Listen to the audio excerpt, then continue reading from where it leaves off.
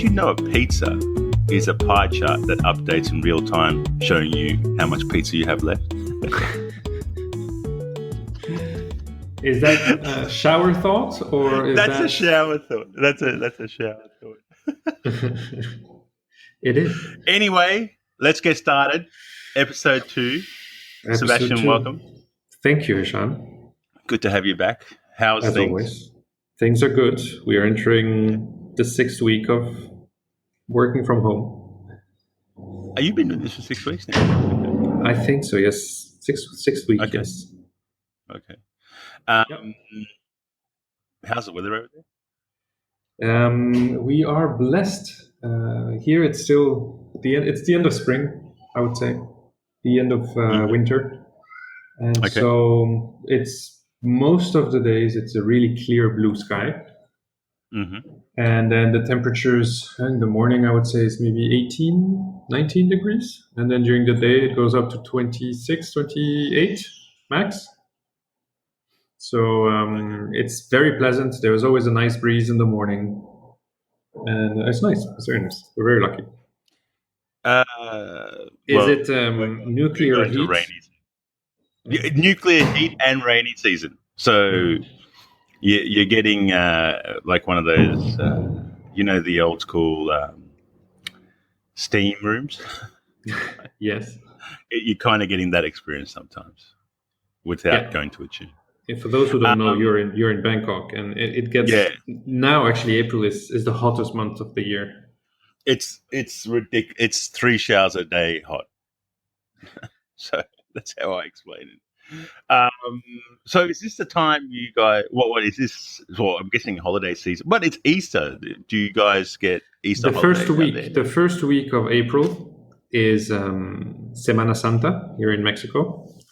So it coincides with the Easter weekend, and most companies give a whole week off, and this is where you see a huge migration of locals and local travelers going to the beach and to resorts for a week with the whole family. So this normally is the first week of April is one of the busiest weeks in the year, especially in this area on the coast.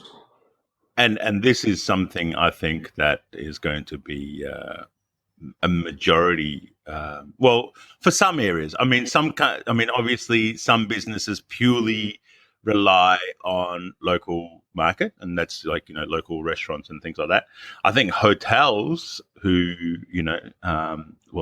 especially some hotels, the full service ones, the big 5-star luxury ones, they're going to be also now having to target that local market and that local travelers. But I think, it's a good point of discussion. How will hotels and restaurants need to adapt to this now? The rise of local travelers, whether it be domestic and, interstates, in some countries that have interstates. Yes. Well, a lot of countries have, their own districts and things like that. Well, as you said in the beginning, it all depends on the location, right? Because every location has a different market and different seasons and different highs and lows. But I think in the situation we're in now, around the world, as you said, everyone will need to start focusing on the local travelers, because they are the first ones who will start traveling, or at least on the weekends, to get away from the cities or the daily grind. Once everyone is able to move, they will be the first ones to go. Now, there's a lot of angles that we can elaborate on this topic. Like, obviously, what are they looking for? And even especially now in this situation, they're looking to get away. They want to experience, to rediscover their country. I think this is going to be a big. I think that's going to be a very big one. And actually, if not rediscovery, discover. Or just discover, Because a lot of people don't travel a lot. I don't want to get you sidetracked, but I can give you a very good example. I'm from Melbourne in Victoria, and we have a great wine region called the Yarra Valley. Now, I hadn't been to the Yarra Valley till I was probably 25, 26, I think. And that's already with a few years working in the industry. Exactly. It never, and mind you, the Yarra Valley was literally an hour from where I lived. Yeah, but that's terrible. typical. That's typical. We're all, I think, all of us in the industry, and especially in F&B, we're guilty of this. We're the first ones to want to discover something new, and then we get into a country, we get so focused on work and deep into it that the weekends we are either, or weekends or days off, we're exhausted, and we don't take our chance weekends aren't the fun weekends either. We don't get those. We don't get the typical weekends. True. But yeah, that's terrible. Now now every year I go back home, it's definitely on my itinerary to go up there, spend a day or spend 2 days. But yeah, let's capitalizing on this. Obviously, this will be exacerbated now that international traveling is scary. And it's not regulated yet, and we don't know how it's going to go. So people will travel inland and across regions. How do you think the hotel sector has to adapt to this? I mean, okay, let's separate a few things. Obviously, your 3-star, 4 stars. Yes, a majority of them are. They're usually catering to the business traveler. If you take a country like the States, where there are thousands and thousands of Hiltons and Marriotts, they've got their brands that are purely, targeted to the domestic market. I mean, it's not 100% domestic market, but it really is for the business traveler, especially in the US. Yeah, but then let's look at some of the other countries. Let's look at Thailand, where majority of the hotels. The hotels are here to purely service the international market. Yeah, or here in Mexico, on the coast here on the West Coast, it's 85% tourists. Yeah. So you got to kind of international tourists pretty much define. Yeah, exactly. So and local travel. Okay, I said it last time. Not everyone has the cash flow, or is in a position now, or people are going to be a lot more conscious about how they do spend. Well, that's exactly one of the things, right? Is the offer and the demand. I mean, the target audience is going to be very different, and I think for the local traveler, their perceived value or their relationship, their value for money perception is very different to an international tourist. So in Thailand and here in Mexico, and I'm pretty sure it's exactly the same. For the sake of argument, for the sake of the presentation, let's call it a local. A local will never pay or would never want to pay for equal services the amount that a tourist pays, just because they know the value of things, how much it costs locally. Let me challenge you on that. What about the whole staycation model? Well, isn't that a niche though? How many people can really afford to go on a staycation? Well, that's true. No, it is. I mean, let's not forget, staycations aren't designed for those with money. It's really to get away from it. Those who it's really marketed as a weekend away. It's not. Yeah, but I see the people having the time and available income to say, hey, babe, this weekend let's go on a staycation. It's not the biggest percentage of the population or the workforce. Yeah, that's true. So I don't think that's really. So what do you think? Businesses, hotels, family travel will happen a lot over the weekends. I think it will start with that. I think hotels will need to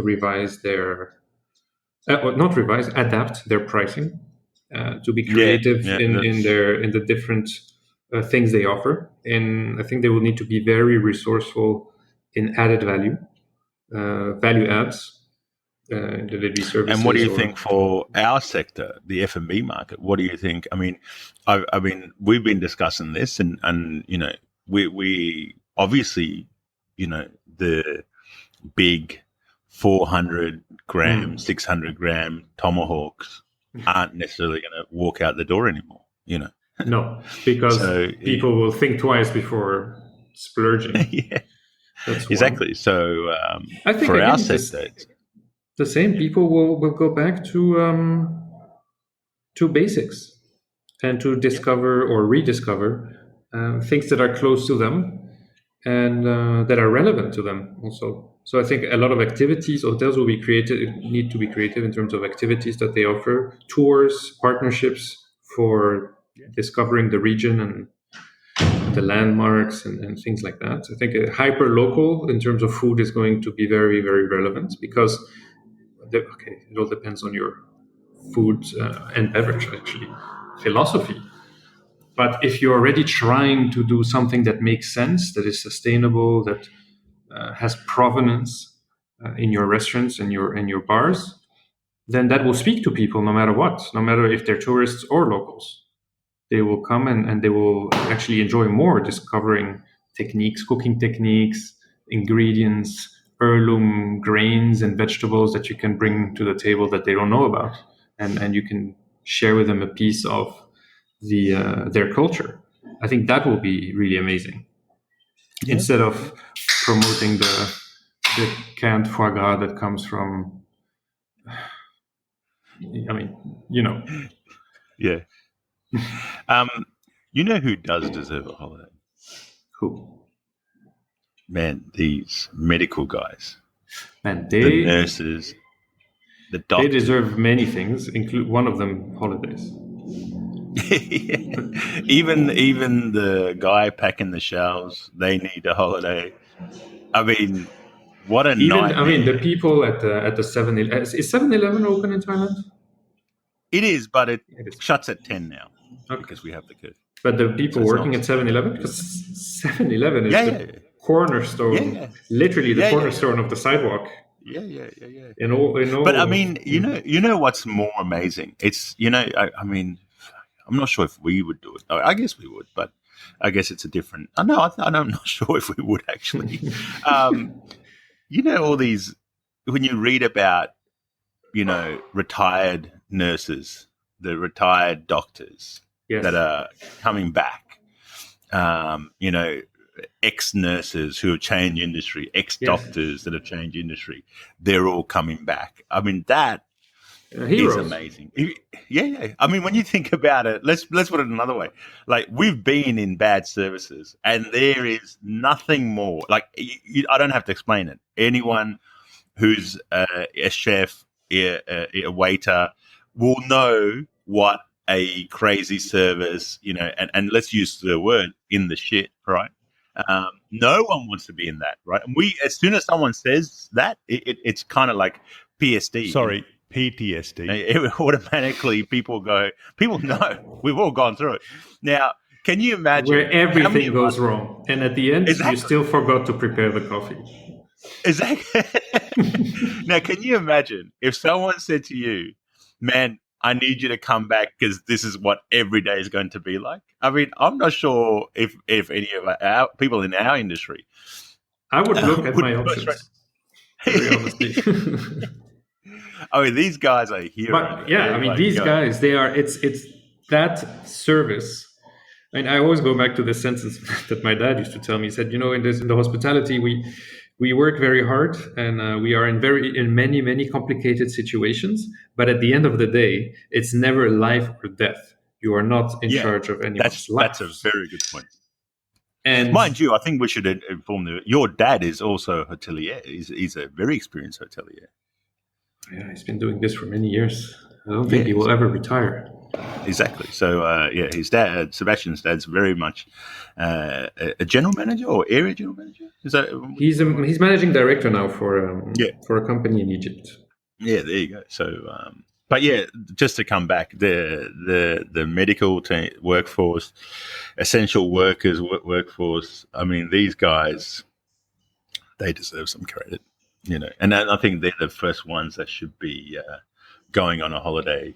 Though I kind of fear they're going to be,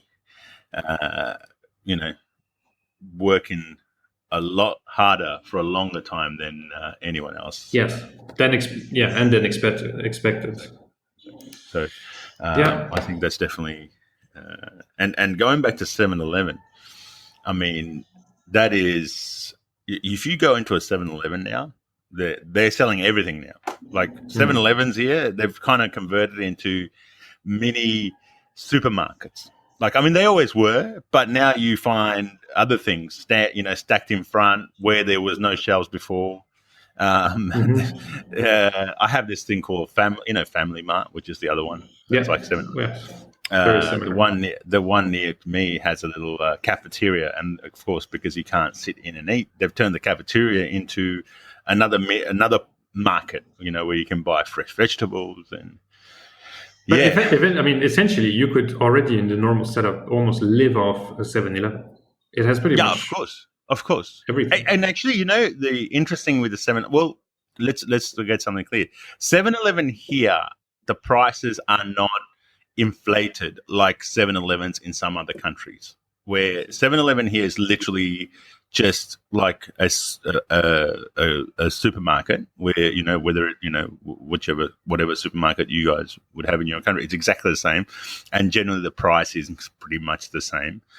Where I know back home in Australia at a 7-Eleven, you're probably going to be paying 10, 15, 20% more because of the convenience. I didn't know. Yeah, so it's a lot different here. But 7-Eleven doesn't have everything.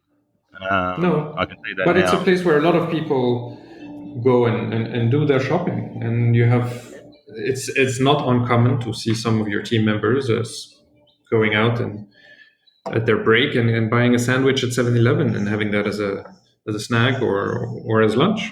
Yeah. It's really part of daily life. I was going to ask, when you lived here, where did Pam buy her pandan? So when we lived here, Pam was not cooking yet. Okay. So we never bought pandan, and the only time I saw pandan was, and it's quite rare, in supermarkets in the vegetable area. So, but it's you usually find like 1 or 2 bunches. That's it. Yeah. So we'll talk about, we discussed last time how a lot more people are cooking at home. And the one thing I've been getting into a lot more is cooking Sri Lankan dishes, which I can tell you now, I have cooked more Sri Lankan dishes in the last 6 weeks than I have cooked in my entire life. Right. Man, I was speaking with Josh. You remember Joshua Cameron, the executive chef at the Mahanakon Sky Bar? Yeah. I just spoke to him today, and I told him exactly the same thing. I said, I feel that in the last 6 weeks, I have gained more knowledge about food and beverage than in the last 5 years combined. Yeah, I mean, I have cooked, because usually, I mean, we just cook whatever is, we either order in or we go for simplicity. But nowadays, we're going more for comfort food across the board. And I've been cooking Sri Lankan food. But the thing with Sri Lankan food is I've been cooking the real, I wouldn't say obscure, but the ones that you don't necessarily have every day. They're not. Did you already smoke your bananas or not yet? No, I haven't smoked the bananas yet. But so there's a Sri Lankan dish called Sini Sambal, which if you translate it, it pretty much means sugar sambal, which doesn't make sense. But it's actually think of an onion jam, a classic onion jam, right? It takes all the same cooking style and all, the same kind of, it's like it's the onion jam's Sri Lankan / Indian subcontinental brother. That's what it is, right? Okay. It has a lot of spices. It's a bit spicy. It has some moldy fish, which is like a dry fish, and it needs pandan. So I went to the wet market. Which is interesting because pandan is considered to be the vanilla of Asia. Well, there you go. So, and I went to the wet market, and I need to make people understand that wet markets here and in most of Asia is where you do your grocery shopping. It's where you go and buy your fresh vegetables. It's where you go and buy your eggs and your meat. And it's only called a wet market because at the end they just hose the whole place down. And and right now wet markets have a pretty bad rap, right? But I just want to make everyone understand, not all wet markets are what has got all the bad press right now. It's that's a wildlife wet market. This wet markets is where you buy your vegetables. So I went to the wet market to look for pandan. Couldn't find it. And I was surprised because there's vegetables everywhere. And of course, communicating is a little bit difficult. So I just showed the lady a picture and she said, Yes. you have to go to the flower shop. Right. Okay. So I went to the flower shop and I showed the lady the pandan. And the pandans come attached to 3 lotus leaves, which I think is supposed to be given as an offering to the monks. But I was using it purely for the sake of just for the pandan because I couldn't find pandan anywhere. And it's young pandan, where in Sri Lanka we use a bit more of a mature, older, I'm not sure mature, but a bigger pandan, where here they use the pandans, the younger pandans, the buds. But it worked. It worked. Now I know where I have to go and buy my pandan. I need to go to the flower shop, not the actual market. Well, we learn every day. But yeah. But people are shopping right now everywhere everywhere. Like people are buying flour. There's no more flour. Like there is flour, but it's flour's constantly getting topped up at the markets now. Yeah, but that's because everyone is doing a sourdough. And we're going to get into that in a moment. But what are people? What food are people shopping for now? What? All right. So there was a good article on Bloomberg News yesterday, actually, about the shopping culture or the shopping habits, the food shopping habits of people are changing or have changed. Obviously, everything else has changed around us, so obviously we will also change our habits. So he mentioned that in the article it's mentioned that there are 2 major things that stand out. One is obviously the health. Just to interrupt, that article is called "Avocados Are In, Pork Bellies Are Out." Pork bellies out in an era of pandemic eating. So yes, for those that want to find it, it's on Bloomberg. And so one is the health aspect, because people want to boost their immune system and they want to be able to be in the best conditions to fight this virus. So the whole health segment is booming, and the comfort food, and comfort food is again, it's very relative, right? Comfort food to you is not the same as comfort food to me. We all have different tastes, obviously, different backgrounds. So, but yeah, I think your upbringing also plays a lot into what you consider comfort food. Of course, for some people it could be a steak. For some others, a bottle of Spam, and for others, nutmeg on a piece of orange. I don't know. Nutmeg on a piece of orange. Yeah, with a bit of sugar sprinkled, really, and then you bite into it. It's nice. I need to try that. You do that on Christmas. With an egg.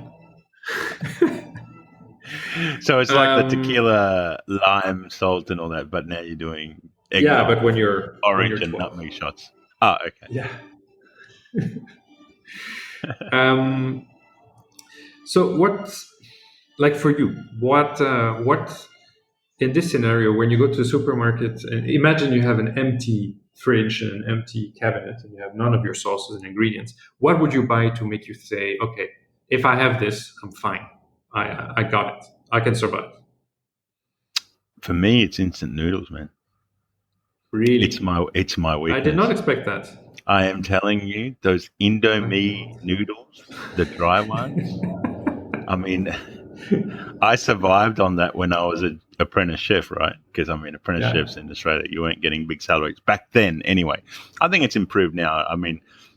I think if you ask anyone, no one's going to tell you that salary is great. But back in my day, it wasn't great. So you could buy a box of 30 instant noodles for $10. Yeah, and I used to literally go to these Asian shops and then because they'd have it stacked in the shelf, and then on the top they would have a few boxes because that's what you'd use to restack the shelves. And I used to just buy the box. And I remember the first time I did it, this guy was just looking at me like, hang on, how do I calculate this? And he goes, $10. I said, okay. Fine, let's go. Let's do it. And since then, I mean, these instant noodles in general, but there's Indomie instant noodles. That's just where it's at for me. So, would you consider that comfort food or survival food? No, that is or both. That is both for me. I mean, okay. I can tell you now, I could be sitting at home and completely lazy, and okay, forget lazy. Actually, I mean, I think when you're lazy, you're going to go for anything. But I could, if it was up to if it was the difference between cooking a pasta for myself without jar sauce, and just taking that, I would Instagram. Yeah, definitely. And if it was survival food, and survival also means you're going to be struggling in the pocket. If I can buy that for $10, I'm just going to. That's me said. That's terrible. Okay, but okay, all right. So I'm going to give you another chance. If you, to capitalize on what you just said, one of the parts of the article which is interesting as well is that he says that maybe they're speculating. A part of the population that for convenience will go and start and this times buy ready-made food at the supermarket. Yep. There's a probability that they will be pleasantly surprised to see that the quality of these products have exponentially increased.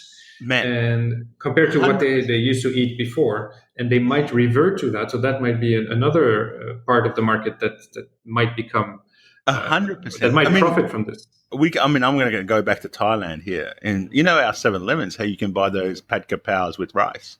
They're really, really excellent. And when you consider the quality, and I remember the first time I had that, I was thinking, man, I only bought it just to see what it tasted like, and they're good. They're good. I mean, you wouldn't. Okay, if it was convenience, and I wouldn't say it's comfort, but if it's survival, for the price you're getting that for, it's a great meal. And I guess other products like frozen pizzas, frozen lasagnas, and whole ready-made meals have had time to evolve in the last 10 years, 20 years, 15 years. Yeah.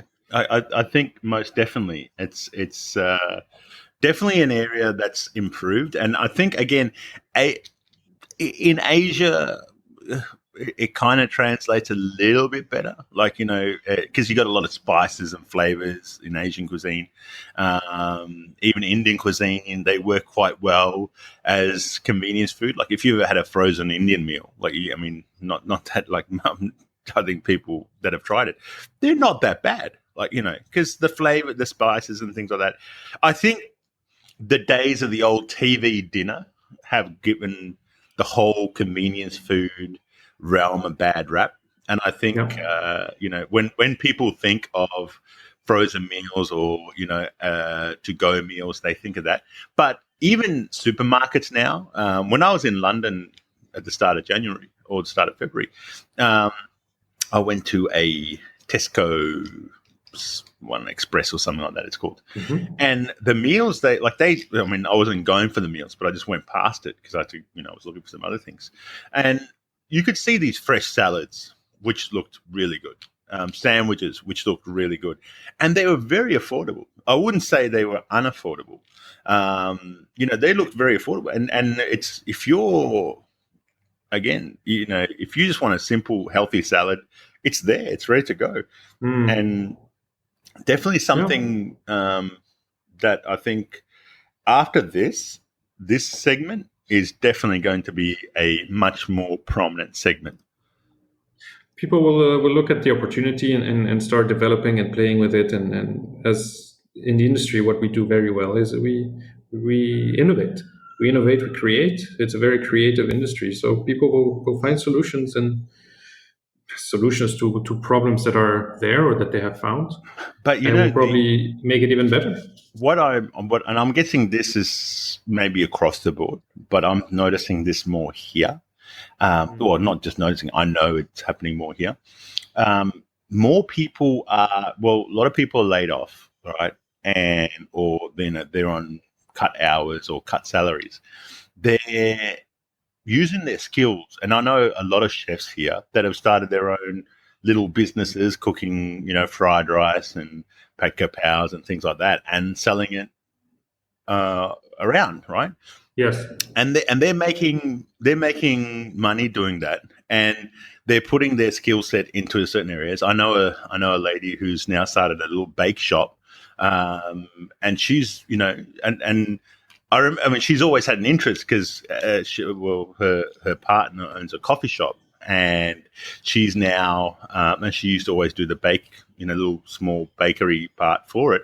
But now it's turned into a full-blown fledged business because, there's demand there, and she does, she's doing really nothing blown away. She's doing cookies, chocolate chip cookies, cinnamon buns, right? I mean, when you think of comfort eats, that's where it's at. That's what people are going for. So there is a lot more people kind of now jumping in, and whether it's the industry or people are now innovating out of the industry. And I think post-COVID, you're going to find that these aren't going to stop. These people will, at the end of the day, I think a lot more people are going to be a bit more hesitant or a little bit sheepish going back to big industry to work. And they may look at this as a possible way to, as possible way to now start making, an earning, a living. Yes.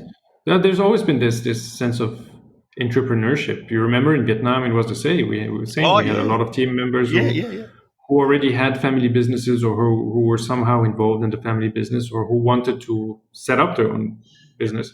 And they try and really give it to them because they take the plunge, they take the risk. Sometimes they're just a supervisor, or when I say just, it's not in a bad way, but they're at the beginning of their career. Yeah.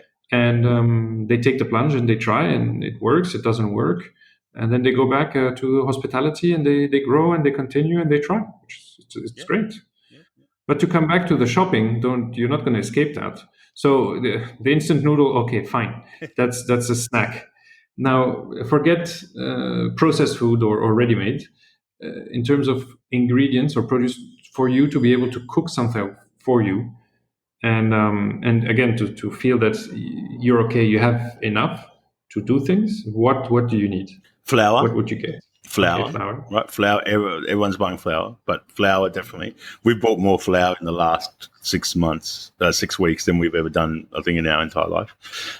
So flour, basic vegetables. I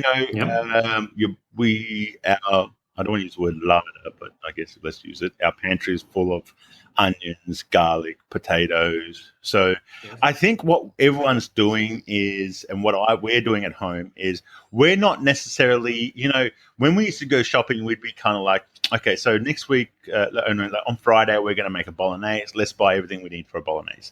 And then on Saturday, we'll get takeaway. And on Sunday, let's have a Greek salad and some chicken breast. And then you buy everything you need for that. Now it's just like, what's affordable, what's cheap, let's buy it, right? And let's keep it in the fridge and let's make something with it as we come home. As exact case yesterday, last night, I told my wife to take some chicken thighs out. We bought some tandoori, so spices and rubs. So we bought some tandoori spice, curry leaves and things like that. So we're not buying ready-made jar marinades or anything like that. So just told her to marinate the chicken with some garlic, ginger, and yogurt and some tandoori mix. Left that marinating. And then at night, I just chucked it on my charcoal grill. So I have an awesome charcoal grill, a bit like a Komodo. Right? Yes. So we chucked that on the charcoal grill. And, there were some mushrooms in the fridge, so we just roasted the mushrooms. So it's like, what's in the fridge? So right now we're just shopping with what's out there, and, we're buying the raw product. We're not necessarily thinking of dishes per se. Yes. we're just buying the raw ingredients or just buying ingredients. So like, when we do buy meat, we kind of say, let's buy some salmon, let's keep it in the freezer, right? I mean, what we use. And we'll make something with it. Yeah. So, the other day, there's only so much grilled salmon or steamed salmon you can have. So then you start turning the salmons into salmon patties, salmon pies. And it makes it's especially for, okay, it's a bit easier for us that's in the industry. We're a bit more, especially as a chef, you're a lot more skilled than you think about these things. But I think now everyone's kind of tackling this, this natural human ability to cook. It's very interesting that people went to that. So I guess it's also because we're stuck at home, right? So there's so many activities that you can do within four walls, and watching TV all day long is fine, but you have to feed yourself, and you can't go out all the time. So you need to plan ahead. So I'm sure some people who don't appreciate cooking or who don't like cooking and who don't know how to cook. Well, they have to eat somehow. So I'm sure they have filled their fridges with ready-made food, and that's fine. But people who have a bit more of a cooking fiber, they started getting into it and discovered that actually you can cook and it's not that hard. You just need to try and be willing to make mistakes. You will make mistakes, but you can try again and again and again and again. Yep. So spices, and basic produce, basic products, proteins, vegetables. You're buying your proteins, you're buying your vegetables, you're buying your rice, you're buying. Yeah, that's kind of what we're filling up what we're shopping for now, and Okay. And so with that, you are creating what you consider comfort food. Yeah, so let's be honest, bolognese is comfort food, right? Spaghetti bolognese is comfort food. My wife makes pilmeni, which is a Russian dumpling. That's comfort food, I like to make focaccia, actually. Yes, I know.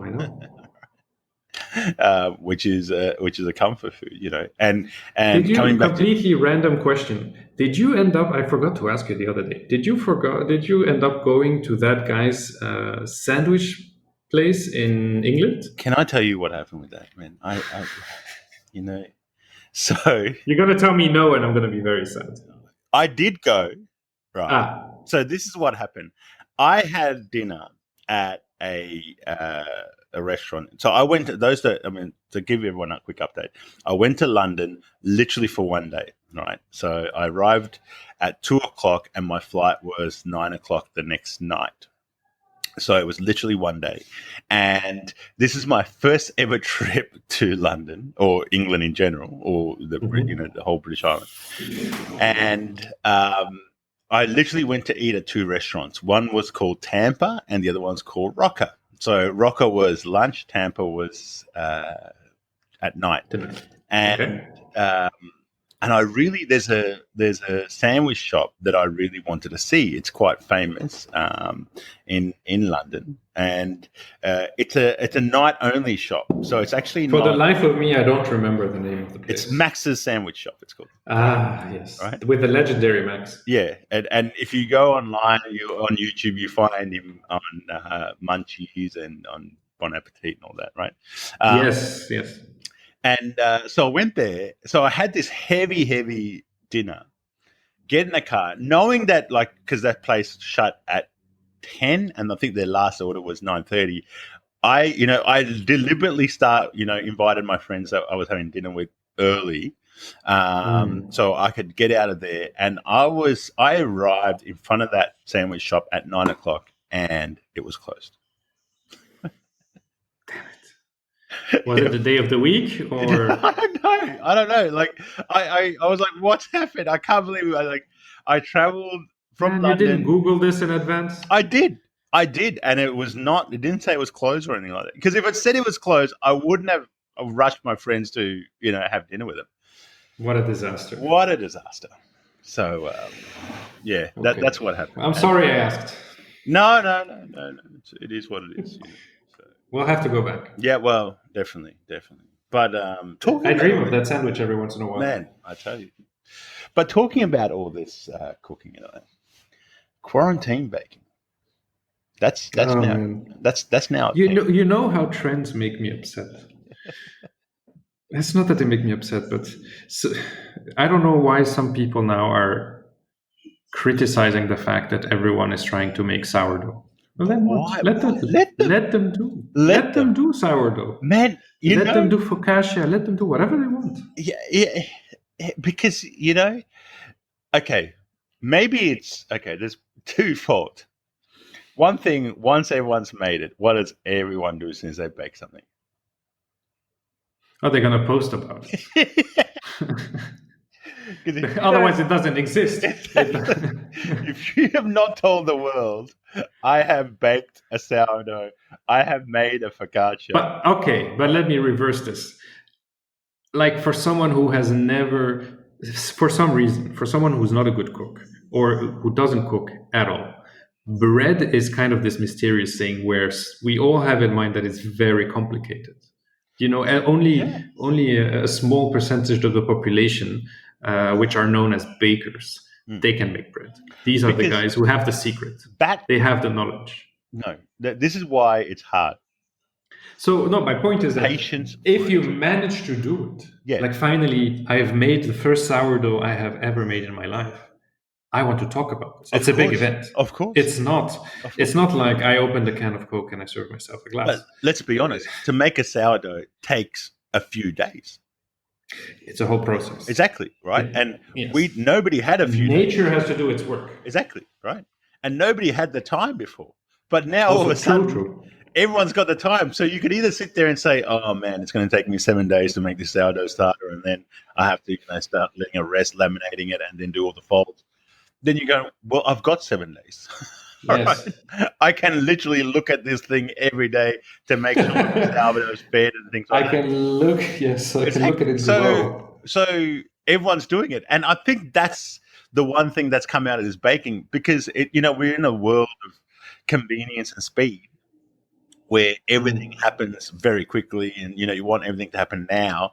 And bread doesn't happen now. It has to rise. It has to rest. True. It has to be knocked back and then risen again. It's a good lesson also. Of course. Even bake. Let's take the bread side. People are making cinnamon buns. People are baking cakes, right? Banana bread was the most searched word on Google. Well, and I was going to say on Pinterest, bread is the number one recipe everyone's searching, right? And in Spain, it's churros, and in Algeria, it's strawberry pie. But people are sitting there going, well, all I have to do is follow a recipe. Yeah, and I think there's also something very deep there. Or maybe I'm going a bit too far, but no. Bread is something very, very. It's very deep in us. It's very old. Well, of course. We've known bread as humans for a long time. Exactly. It's in us. So for us, bread is the ultimate. Like if I have nothing to eat and I haven't eaten anything for as much as possible, as much as physically, humanly possible, and you give me a piece of dry bread, I'll be okay. Of course. And at the end of the day, I think everyone wants to kind of say, once you've conquered bread, that's it. I'm ready for the world. Well, you can survive. Once you can make bread, you can survive. Yeah. Basically. And I think I personally think it's something everyone should be able to do. I personally still don't have the patience for sourdough. I'm not a big fan of sourdough. I just find it too hard on the teeth, and it just bothers me, right? That's why you're fanning the flames of quarantine baking. No, but I like other breads. I like focaccias. I like soft rolls. I like to do those kind of things.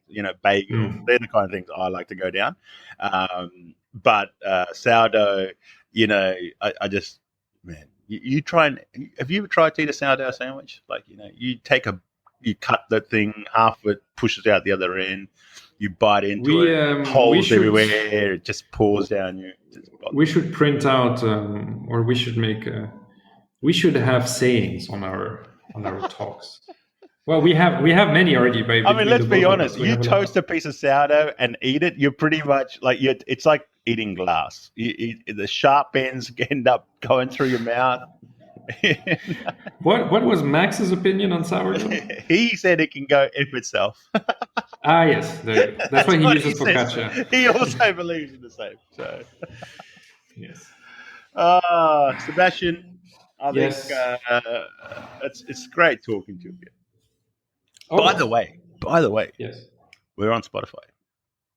That is the win of the day. We are on Spotify now. So we are waiting for our our Apple iTunes approval as well. So, but you can find us on Spotify now. So at The Played Up. Now, it's all one word, so don't put The Played Up as you would normally write it. It's The Played Up as one word. And you can find us on Spotify. And, of course, we are on YouTube, Facebook. Check out our bite-sized episodes so you can get little, keep yourself updated. Snippets. Yep, the snippets. And I think that's all I've got. For now, we're one episode a week. We try to get back every week with interesting topics. And we want to, And I was going to say soon we're going to have, we will start, you might be wondering, we will have other guests on here. So our platform, we will have different guests where we talk to, we'll try and keep them a little bit shorter. And Sebastian came up with a great name for that. It's called At the Pass, is it? Mm-hmm. The Played Up at the Pass. So it's just we're going to be discussing, with other industry leaders, people that are completely out of our industry, but have opinions. Would like to give a free opinion on our industry. We love a free opinion. I love a free opinion. And there's a few people that want to give me a free opinion. So you like to give free opinions as well. I give them even when they're not asked for. So.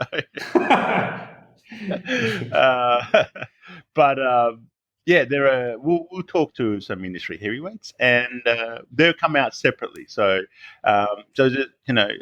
keep on staying with us and listen to our podcast. And if you have, thank you. If you got this far, thank you for listening to us. We will be back next week. Thank you very much. Absolutely. Sebastian, stay safe. You have a great one. Stay safe. Too. Have a great day. Yep. And thank you. See you next time. On the Plate Up. On the Plate Up.